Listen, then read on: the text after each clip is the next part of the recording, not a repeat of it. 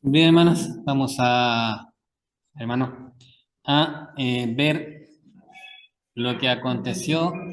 Buenas tardes, hermana Consuelo. El día lunes, antes de que el Señor fuese crucificado. La semana pasada estuvimos viendo el día domingo cuando Él entra a Jerusalén, en lo que se conoce como la entrada triunfal. Y es por lo menos en dos oportunidades en estos días, el Señor entró a Jerusalén. Y algunos afirman que fueron tres, pero me inclino más por dos oportunidades.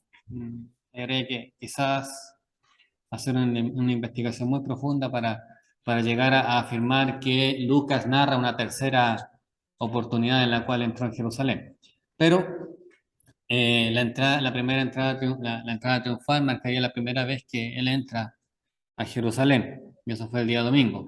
Y hoy vamos a ver lo que aconteció el día lunes, y que comienza con la maldición de la higuera estéril. Esto, esto está en Mateo 21, 18, 22 y Marcos 11, 12 al 14. Voy a poner las dos citas adelante. En Mateo 21, 18 al 22, Mateo es como un poquito más, quizás detallista, por así decirlo, en su narración. Marco es como más corta su narración. Por lo tanto, hay ciertos detalles que Mateo considera y Marcos no considera. Ambos narran este evento. Vamos a leer Mateo y después vamos a leer lo que dice Marcos y vamos a ver una diferencia entre las dos narraciones. La de Mateo dice, de los versículos 18 al 22, por la mañana, volviendo a la ciudad, tuvo hambre, y viendo una higuera cerca del camino, vino a ella, y no halló nada en ella, sino hojas solamente. Y le dijo, nunca jamás nazca de ti fruto. Y luego se secó la higuera. Viendo esto, los discípulos decían maravillados, ¿cómo es que se secó enseguida la higuera? Respondiendo Jesús les dijo, de cierto os digo que si tuviereis fe y no dudareis, no solo haréis esto de la higuera, sino que si a este monte dijereis, quítate y échate en el mar, será hecho. Y todo lo que pidiereis en oración creyendo, lo recibiréis. Eso es lo que Mateo nos dice de este acontecimiento. Marcos, en el capítulo 11, versículos 12 al 14, nos narra el mismo acontecimiento y dice, al día siguiente, cuando salieron de Betania, tuvo hambre, y viendo de lejos una higuera que tenía hojas, fue a ver si tal vez hallaba en ella algo. Pero cuando llegó a ella, nada halló sino hojas, pues no era tiempo de higos. Entonces Jesús dijo a la higuera, nunca jamás coma nadie fruto de ti. Y lo oyeron sus discípulos. Eso es lo que Marco nos menciona. Ahora, la pregunta es, ¿qué significado tiene este episodio? Como he dicho en ocasiones anteriores, nada de lo que se nos narra en la Biblia se narra simplemente porque sí, todo tiene un propósito. Hay un mensaje, una enseñanza que el Señor quiere transmitir a través de los diferentes pasajes. Eh, ¿Qué significado puede tener este pasaje, este episodio? Debe tener algún significado. A mí me llama la atención, por ejemplo, parece que Marcos es el que dice que no era tiempo de Dios. Sí. Y eso Jesús no sabía. Entonces, ¿por qué fue tan práctico con la idea de ser, cuál no era tiempo de hijos? Él sabía que no era tiempo porque esperó que tuviera hijos. Debe tener una relación con nosotros. Uh-huh. Lo primero que nosotros tenemos que tener claro es que la higuera es un árbol que no tiene vida en cierta manera. A ver, aunque tiene una vida que le permite ir creciendo, formando y reproduciéndose, es un árbol, es una planta, no tiene una personalidad, no tiene sentimiento, no tiene emociones. Una de los primeros problemas que uno se enfrenta con esto es darle emoción a la higuera, darle sentimiento. ¿Por qué? Porque entonces uno se pregunta por qué fue tan duro con la higuera si no era tiempo de ego, pero la higuera es un árbol. Por lo tanto, no es que tenga que haber una razón por la cual se fue tan duro, sino... ¿Mm?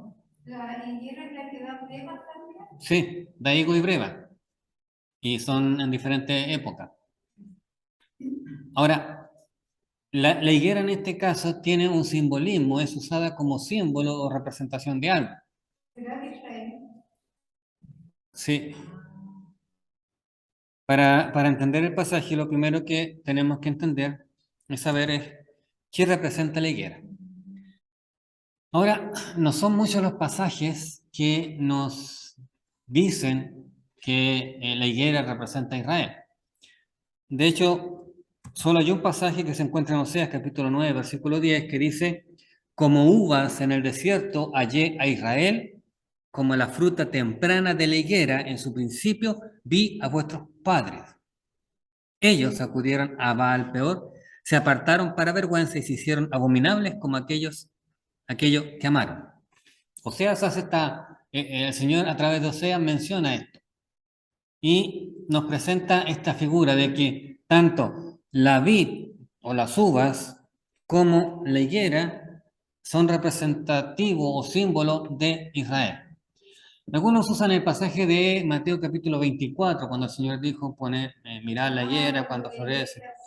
Pero costaría un poco identificarla con Israel porque él hace como una alusión a la higuera, que cuando la higuera está florecida y sus hojas se ven hojas es porque uno piensa y la gente ya sabe que pronto viene el verano.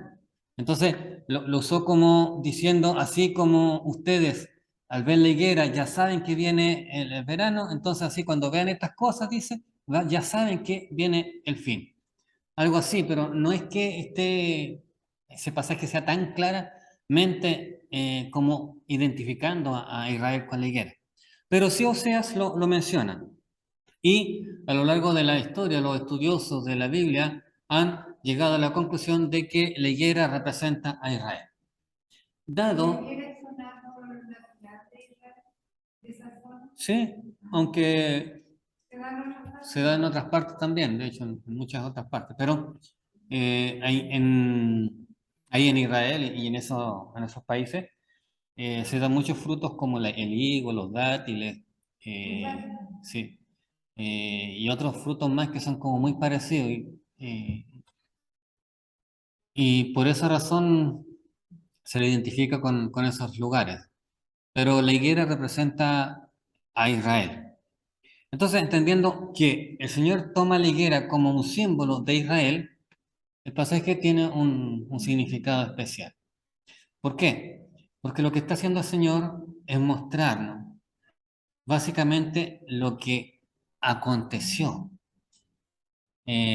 con Él.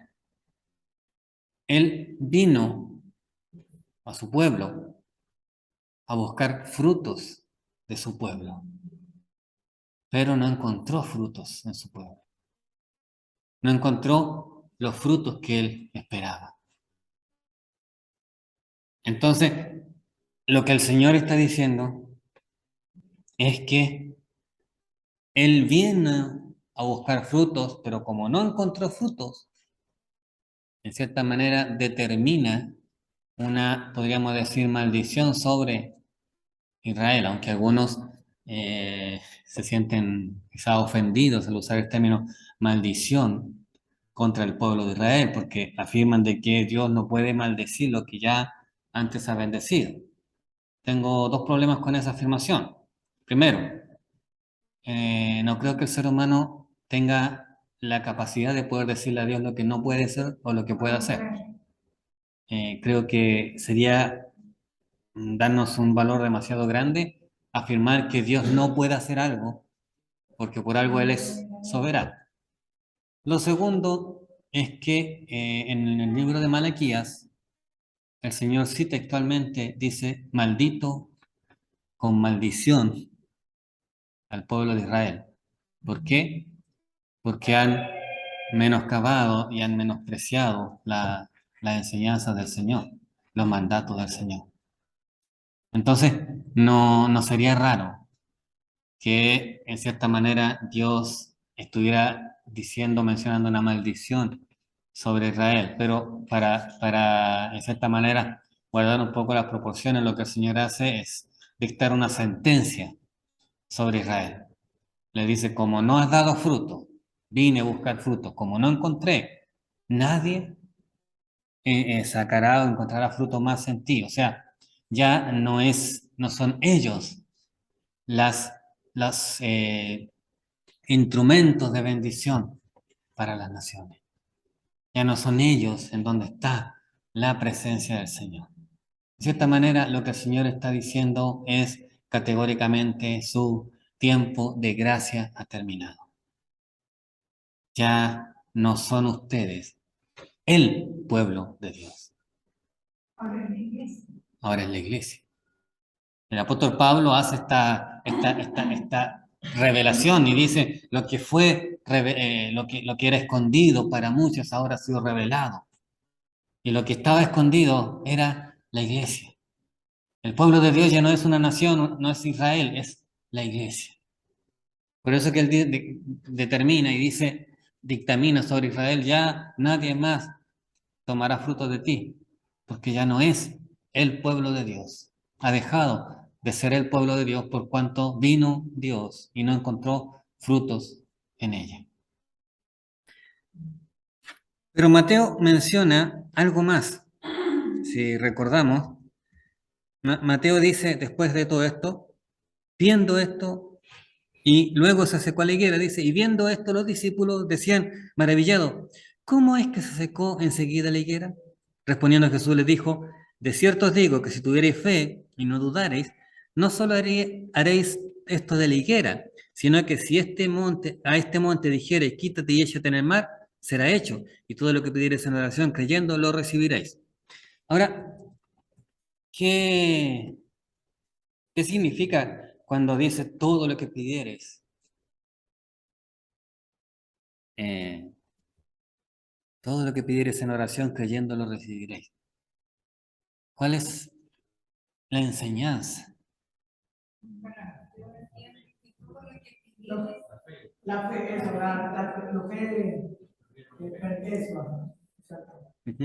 Exacto, la fe y cuando dice todo lo que pidieres en oración, o sea, con fe, creyendo lo recibimos, pero siempre que sea conforme a la voluntad de Dios. Nosotros podemos pedir, Pero sí, pero como mire, los hermano, niños pequeños, algo que no nos conviene. sí, pero a veces la voluntad de Dios. Pero Dios conoce, cuando ya la voluntad de Dios Él conoce su fe, entonces Él va a trabajar a eso ya. Sí. Por eso ahí dice, Ahora, a veces en la tarde escuchaba una reflexión, una predicación, y hablaba con respecto a la oración. Hacía mención del pasaje de Hechos cuando Herodes mata a Jacob y después arresta a Pedro y lo encarcela y lo pone bajo el cuidado de 16 soldados para que no se escape porque los judíos en cierta manera le agradó que matara a Jacob, así que él dijo voy a también a matar a Pedro y así voy a tener más apoyo de ellos. Y Pedro estando en la cárcel dice que los hermanos oraban constantemente a Dios. Y el predicador hacía la siguiente observación, decía, cuando el Señor sacó a Pedro de la cárcel y Pedro llega a la casa y golpea, la niña escucha su voz, pero no cree, no, dice, Pedro está afuera, y no le creyeron, le dijeron seguramente es un ángel. Entonces él decía, estaban orando para que Dios liberara a Pedro, pero cuando llegó Pedro no creyeron que Pedro estuviese libre. Y, y pensaba en eso cuando meditaba en esto. ¿Por qué? Porque el Señor dice, de cierto os digo que si tuvierais fe, ahí lo está diciendo claro, clarito. Claro. a veces nosotros como cristianos asumimos Exactamente. que tenemos fe. Ajá, pero sí, así es. Amén. Y, En el momento de... y los discípulos, en cierta manera, quizás creían o pensaban que tenían fe. Pero lo primero que el Señor le dice es, si tuvierais fe, Porque él ya lo conocía. y a diferencia de otros pasajes anteriores donde dice, si tuvierais fe como un grano de mostaza, aquí ni siquiera hace una comparación, o sea, está categóricamente afirmando de que los discípulos en este caso, no tienen fe. Claro, porque él ya lo conocía, él sabe todo. Y él le dice, si tuvierais fe y no dudareis, no solo haréis esto de la higuera, sino que si a este monte dijereis, quítate y échate en el mar, será hecho. Ahora, nos surge la gran interrogante es, ¿qué es tener fe? ¿Qué es tener fe? Y tener la convicción absoluta que Dios va a obrar.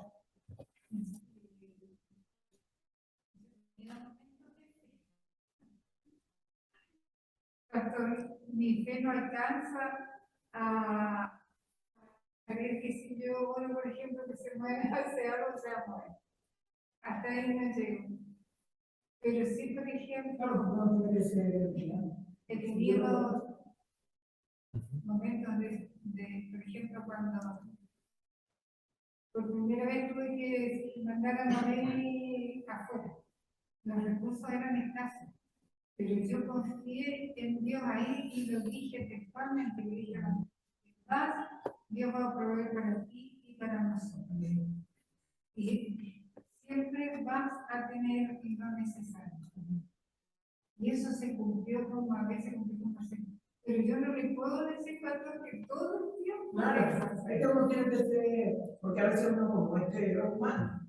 Pero mire, Mire. yo tengo en estos días, yo tengo pero mire que yo puse algo, pero lo entregué al Señor y Él sabe. Algo que yo no tenía nada. Le dije yo, Señor, yo tengo un Dios poderoso y tú me conoces, que por tu fe he creído y por tu fe estoy aquí. Sé que un Dios todopoderoso, usted todavía nada.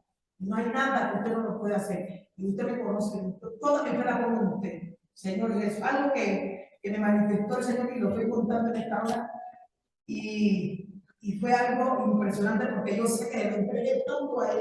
Y vea, y en menos de 3 días, Dios me probó. Y no porque yo oré y porque tuve mi no porque Dios hizo su. Él como le dije, él vio de todo como me conoció. Y él sabe cómo me entregué. Digo yo, no sé, en la parte espiritual lo vi yo así.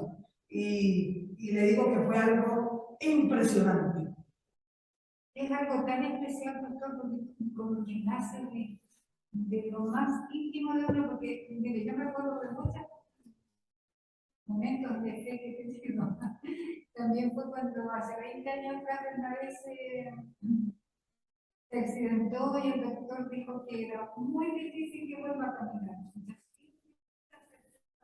Y si no me puso eso, no. Siempre tuve la certeza que iba a volver a caminar y eso me dio tanta paz y tranquilidad, pastor, esperé pacientemente, ¿verdad? Estuvo 4 meses sin mover la pierna. Pero volví a caminar. Entonces, como le digo, son cosas puntuales en mi vida, pero yo no le puedo decir que siempre sea así. Claro, así es, no. Porque a veces uno pide y las cosas, pero él es el que sabe. Pero no debemos perder la fe, aunque la cosa no, claro. Eso, ajá. El escritor de Hebreo, algunos afirman que fue Pablo.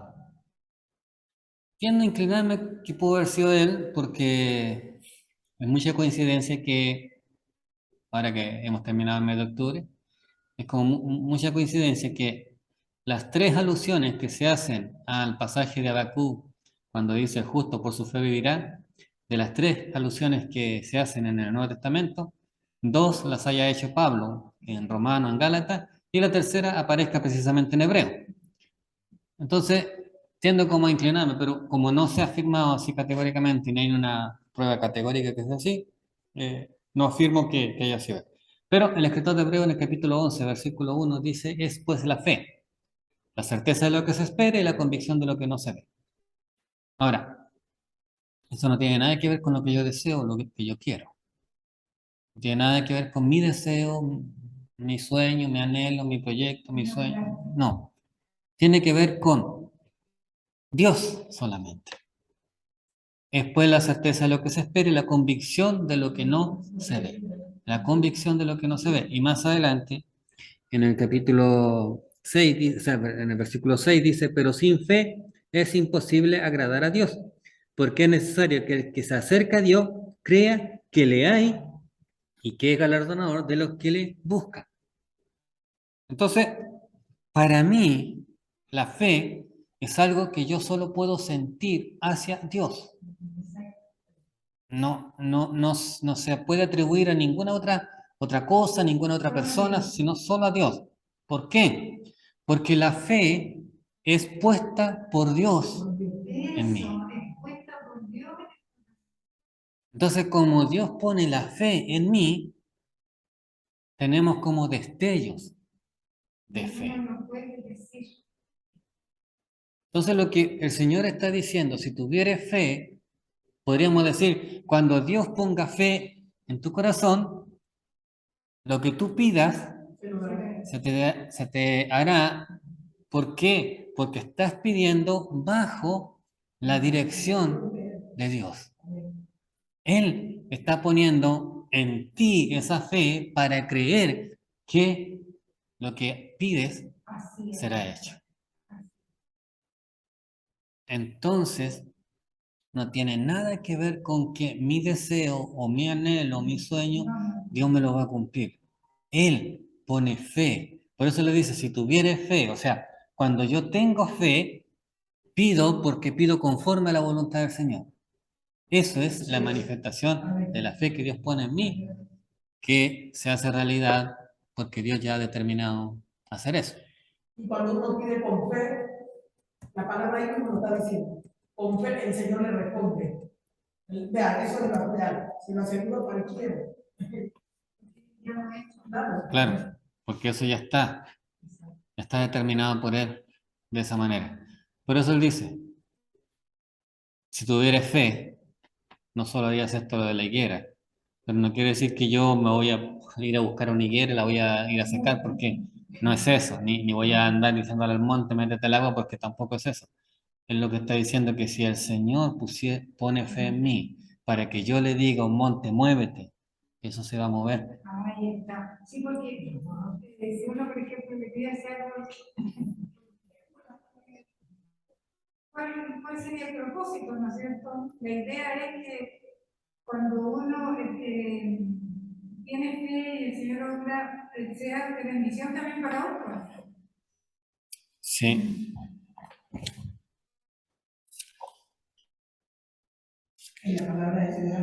De hecho, no se trata simplemente de que hagamos cosas para nuestro beneficio, aunque a veces el Señor va a bendecirnos, pero se trata de que mi vida sea un instrumento en la mano del Señor.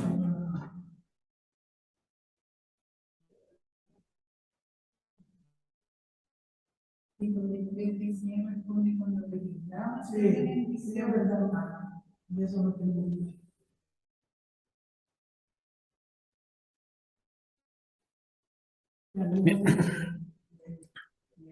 En los versículos de Mateo 21, versículos 42 al 45, menciona lo siguiente. Jesús le dijo, ¿nunca leíste en la Escritura, las piedras que desecharon los edificadores ha venido a ser cabeza del ángulo? El Señor ha hecho esto, y es cosa maravillosa a nuestros ojos. Por tanto os digo que el reino de Dios será quitado de vosotros y será dado a gente que produzca los frutos de él, y el que cayere sobre esta piedra será quebrantado, y sobre quien ella cayere la desmenuzará. Y oyendo su parábola, los principales sacerdotes y los fariseos entendieron que hablaba de ellos. Ahora, esto está unido o viene como a terminar la idea de la ilustración de la higuera que fue secada. Lo que él hace acá es explicar el significado de lo que la higuera o lo que aconteció con la higuera significaba. Eso fue notorio, ¿verdad? Claro, Todos se enteraron. todos los que estaban ahí se dieron cuenta, entonces se preguntaron y, y ahí vino la respuesta que si ellos tuvieran fe. Pero después vuelve la idea y él dice, ¿nunca leíste en la escritura que la piedra que sellaron los edificadores ha venido a ser cabeza del ángulo? Y el Señor ha hecho esto y es cosa maravillosa a nuestros ojos. Por tanto os digo que el reino de Dios será quitado de vosotros. Ahora, Y da la razón, dice, se la da a la gente que produzca fruto. claro, pero mire lo interesante. Acá hace alusión al reino de Dios. Sí. En ocasiones anteriores, o generalmente se hacía referencia al reino de los cielos, pero acá está hablando del reino de Dios, le será quitado. O sea, Oye, aquí. disculpa, ahí en el 43 lo está diciendo también. Ujú. 43. Entonces, él dice, el reino de Dios le será quitado, y acá deja claro lo que significó este simbolismo, esta ilustración de que la higuera se secó, o que que Jesús secó la higuera.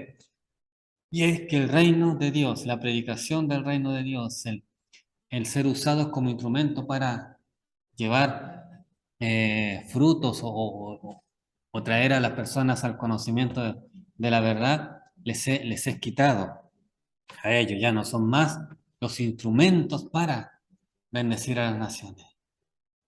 Ahora eso les fue quitado y se les será dado a gente que produzca los frutos de él. Del reino. Pero ¿por qué les fue quitado el reino?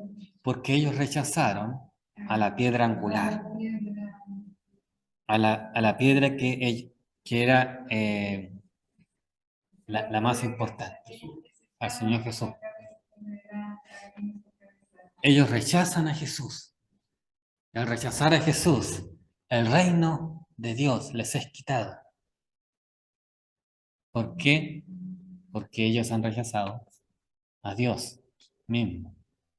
Entonces, y ahora el reino se le entregará.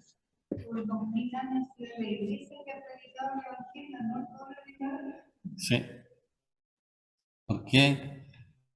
Porque el Señor determinó que la iglesia iba a tomar el lugar, que iba a ser quienes iban a recibir este privilegio de predicar. Y ellos van a dar frutos, la iglesia es la que va a dar fruto ahora, ya no Israel. Y el que cayere sobre esta piedra, dice, será quebrantado, y sobre quien ella cayere, le desmenuzará.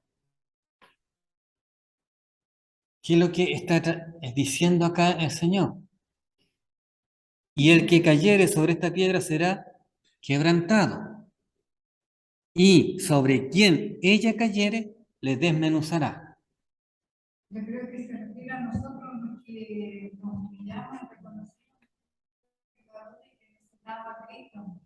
A eso se refiere que sentíamos quebrantados, porque para poder hacer este acto de fe, uno tiene que quebrantarse, reconocer su condición para que Dios nos libre. De hecho, el Sermón del Monte comienza precisamente con eso. Bienaventurados los pobres en espíritus, porque de ellos es el reino de los cielos. Entonces, el que cae en los brazos, por así decirlo, del Señor, es quebrantado a reconocer su debilidad, su fragilidad, su pequeñez delante de Dios, a reconocer cuán poco vale delante de Dios. Pero aquel que se resiste, de cierta manera, y aquel que la piedra cae sobre él, ya no es quebrantado, sino que el juicio de Dios cae sobre él. Aquel que le ha rechazado, aquel que le rechaza, ahora el Señor caerá sobre él, pero ya no para quebrantarlo, sino para desmenuzarlo. Y oyendo sus parábolas, los principales sacerdotes y los fariseos entendieron que hablaba de ellos. Y eso para dejarlo un poco más claro,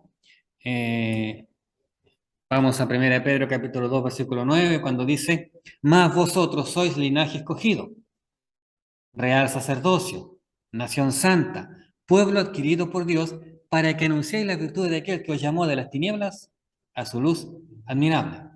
Pedro le está hablando a la iglesia y le está diciendo que ahora ellos son linaje escogido, un real sacerdocio, una nación santa, un pueblo adquirido por Dios, para que anuncien las virtudes de aquel que nos llamó de las tinieblas a su luz admirable. El mensaje del Señor ahora ha sido entregado a la iglesia.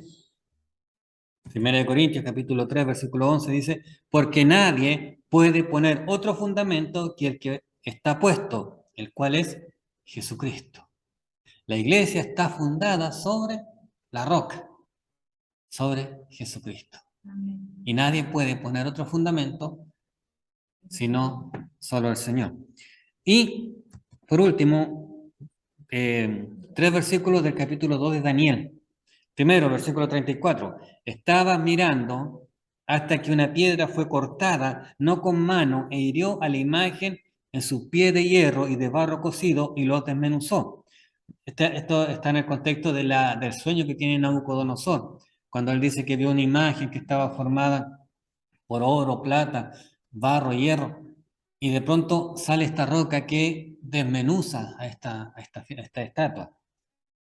Ahora, la roca es Jesucristo, que viene a derribar todos estos reinos que habían estado, que están reinando a lo largo de la historia, pero que llegará un momento en donde Él los derribará todos y Él se pondrá como el Rey absoluto. Versículo 44. Y en los días de estos reyes, el Dios del cielo levantará un reino que no será jamás destruido, ni será el reino dejado a otro pueblo. Desmenuzará y consumirá a todos estos reinos, pero Él permanecerá para siempre. Y ahí, en el versículo 44 de Daniel, se explica acerca del poder de este nuevo reino que se levantará y que nadie pueda derribar. Y obviamente ese reino es el reino que el Señor implantará cuando Él venga por segunda vez y Él derrame su juicio sobre todos los demás reinos, sobre todas las naciones. Versículo 45 dice, de la manera que viste que del monte fue cortada una piedra, no con mano, la cual desmenuzó el hierro, el bronce, el barro, la plata y el oro, el gran Dios ha demostrado al rey lo que ha de acontecer en lo porvenir, y el sueño es verdadero y fiel su interpretación, anunciando que este acontecimiento vendrá en el futuro. Entonces a eso es lo que el Señor está haciendo alusión en este pasaje, cuando Él dice que esta roca, esta piedra, podrá ser de quebranto para aquellos que creen en Él, pero desmenuzará a aquellos que se rebelan contra Él. Ahora, en el mismo capítulo 21 de Mateo, volvemos al versículo 12 y 13. Puede parecer contradictorio, pero Mateo hace esta narración como tan desordenada de los acontecimientos. Versículos 12 y 13 dice, y entró Jesús en el templo de Dios y echó fuera a todos los que vendían y compraban en el templo, y volcó las mesas de los cambistas y las sillas de los que vendían paloma, y les dijo, escrito está, mi casa, casa de oración será llamada, mas vosotros la habéis hecho cueva de ladrones. Marcos en el capítulo 11, versículo 15 y 17 dice, vinieron pues a Jerusalén y entrando Jesús en el templo, comenzó a echar fuera a los que vendían y compraban en el templo, y volcó la mesa de los cambistas y la silla de los que vendían paloma, y no consentía que nadie atravesase el templo llevando utensilio alguno. Y les enseñaba diciendo, ¿no está escrito, mi casa será llamada casa de oración para todas las naciones? Mas vosotros la habéis hecho cueva de ladrones. Y Lucas en el capítulo 19, versículo 45 y 46 dice, y entrando en el templo comenzó a echar fuera a todos los que vendían y compraban en él, diciéndoles, escrito está, mi casa es casa de oración, mas vosotros la habéis hecho cueva de ladrones. Ahora, estas tres narraciones nos están hablando de la segunda vez que Jesús entró en Jerusalén. La primera vez fue en el capítulo 11 de Marcos, cuando él hace la entrada triunfal, hay algo que dice el capítulo 11, que es interesante y nos marca un poco la pauta. Dice, narrando la entrada triunfal, vamos a saltarnos toda la narración, porque el capítulo 11 de Marcos, nos vamos a saltar toda la narración de la entrada triunfal y nos vamos a ir al versículo 10. Dice, bendito el reino de nuestro padre David que viene, hosana en las alturas, que es básicamente el reconocimiento de la multitud. Y el versículo 11 dice, y entró Jesús en Jerusalén y en el templo, y habiendo mirado alrededor todas las cosas, como ya anochecía, se fue a Betania con los 12. Después de la entrada triunfal, él entra al templo, mira, pero como ya estaba por anochecer, se va a Betania. Por lo tanto, no fue en esa primera entrada que él viene a limpiar el templo, sino que fue al otro día, el día lunes, cuando él entró en Jerusalén nuevamente y ahora entra en el templo y él va y saca a todos los que estaban haciendo comercio ahí en el templo. Ahora, ¿por qué que el Señor hizo esto?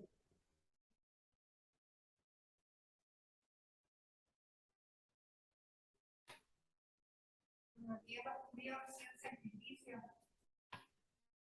Entonces muchas personas lo llevaban Ujú.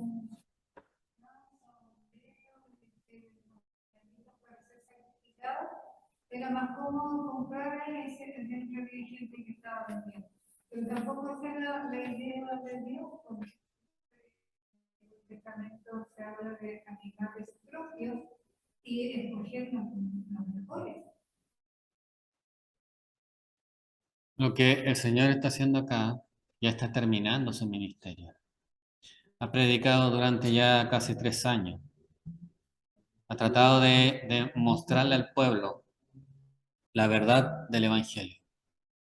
Y sin embargo, entra en el templo y ve que habían personas, como dice la hermana Anita, que vendían corderos y animales, palomas, etcétera, para que fuesen ofrecidos en sacrificio. Había quienes cambiaban dinero, monedas extranjeras por monedas eh, judías, hebreas, pero obviamente con un valor, Con la casa de campo. claro, cobraban valores que eran muy altos por las monedas.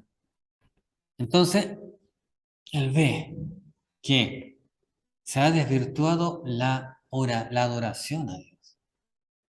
Él dice, mi casa, casa de oración será llamada, mas vosotros la habéis hecho cueva de ladrones. Y ese es el reclamo que el Señor hace una y otra vez. Mi casa, casa de oración será llamada, mas vosotros la habéis hecho cueva de ladrones. El propósito del templo era oración, la adoración a Dios, la intercesión por los pecados del pueblo. Pero ellos estaban lucrando con la ceremonia, con el sacrificio, con la adoración y lucrando con la fe del pueblo. Ahora, ¿quiénes eran culpables? Eran culpables el pueblo que aceptaba esto, eran culpables los sacerdotes que obligaban en cierta manera al pueblo a hacer esto, eran culpables los vendedores que estaban ahí porque ellos se prestaban también para hacer negocios de algo que era santo. Y el Señor a todos ellos los juzga y los echa del templo. Y hace alusión a lo que dicho por el profeta Jeremías en el capítulo 7, versículos 12 y 15, que dice, andad ahora a mi lugar en Silo, donde hice morar mi nombre al principio, y ved lo que le hice por la maldad de mi pueblo Israel. Ahora pues, por cuanto vosotros habéis hecho todas estas obras, dice Jehová, y aunque os hablé desde temprano y sin cesar no oíste, y os llamé, y no respondiste, haré también esta casa sobre la cual es invocado mi nombre, en la que vosotros confiáis, y en este lugar que di a vosotros, a vuestros padres, como hice a Silo, os echaré de mi presencia, como eché a todos vuestros hermanos, a toda la generación de Efraín. Lo que Jeremías está diciendo es que el mismo Señor los va a sacar del lugar en donde Él ha dicho que iba a estar su presencia. Él los iba a sacar. Él está anunciando la destrucción del templo de Salomón. ¿Por qué? Por la dureza del corazón del pueblo que se ha apartado, se ha desvirtuado de la verdad, ha dejado de servir al Señor como debiera ser. Por lo tanto, Él mismo va a sacar a su pueblo del lugar donde estaba la presencia del Señor. Pero Isaías capítulo 56, versículo 7 dice, yo los llevaré a mi santo monte y los recrearé en mi casa de oración. Sus holocaustos, sus sacrificios serán aceptos sobre mi altar, porque mi casa será llamada casa de oración para todos los pueblos. Él está hablando de una promesa en el futuro, cuando Él instaurará su reino, el templo, verdadero templo, en donde todos adorarán al Señor de corazón y de verdad, y su casa verdaderamente será casa de oración, y ya nunca más será un lugar para hacer negocio o sacar provecho de ella, sino que verdaderamente cumplirá el propósito para el cual fue creada, fue construida. Entonces, el Señor lo que le dice es que el templo que había sido construido para adoración de Dios ha perdido su propósito y Él los va a sacar de ahí. Con razón, como decía usted, en un casamiento del pasado, 25 años después, fue destruida Jesús también, destruido el templo, Sí. y fueron dispersados también.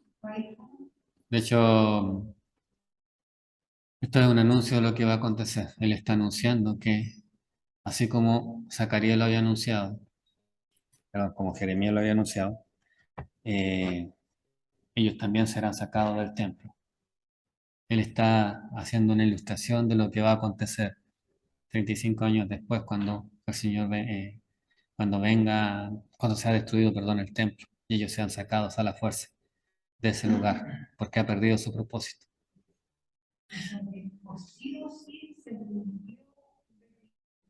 Sí, Porque los judíos habían seguido manteniendo el templo, todo eso, y su sacrificio.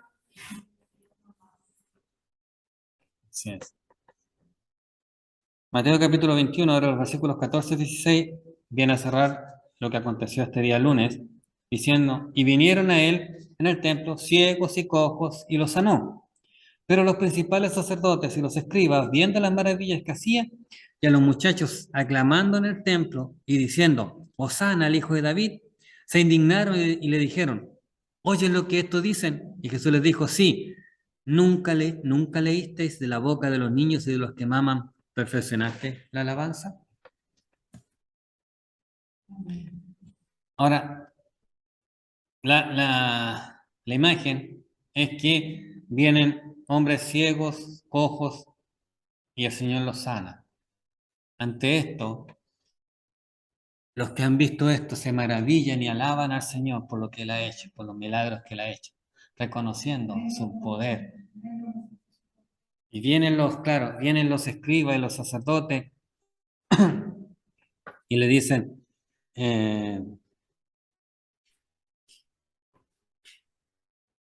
¿oyes lo que estos dicen?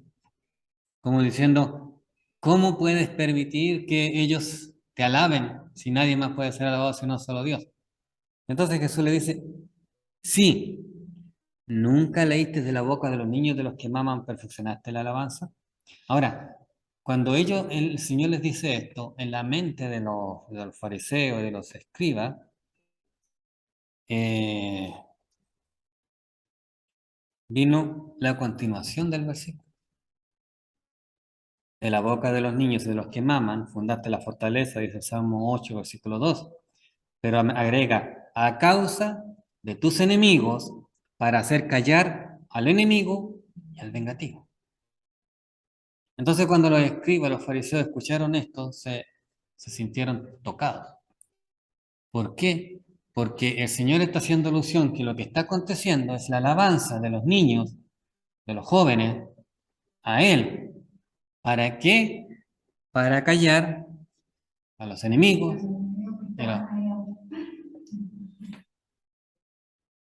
Entonces lo último que hace ese día el Señor es confrontar o dejar en evidencia la incredulidad de los fariseos y de los escribas con este versículo del Salmo 8, versículo 2, en donde dejan claro que la alabanza a Él viene con el propósito de demostrarle a los enemigos, a los que en su corazón tienen única propósito de vengarse, de hacer daño, el propósito de esto es demostrarle a ellos cuán equivocados están y lo mal que han interpretado la escritura, la palabra de Dios. Y con eso eh, termina el día lunes.